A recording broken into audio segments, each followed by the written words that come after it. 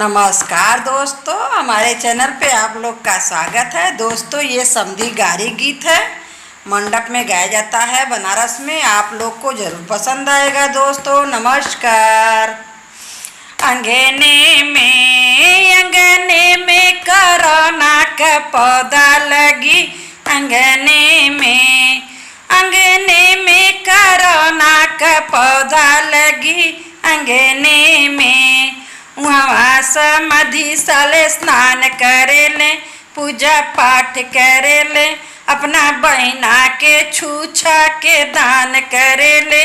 अंगने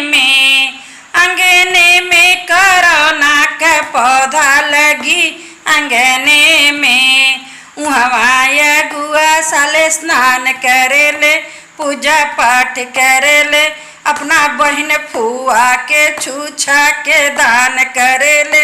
अंगने में कोरोना का पौधा लगी, अंगने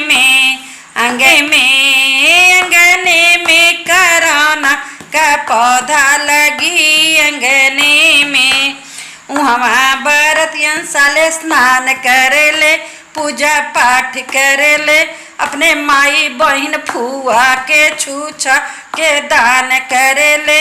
अंगने में कोरोना का पौधा लगी, अंगने में कोरोना का पौधा लगी, अंगने में वहाँ दूल्हे राजा स्नान करेले, पूजा पाठ करेले, अपनी बहिना के छूछा के दान करेले।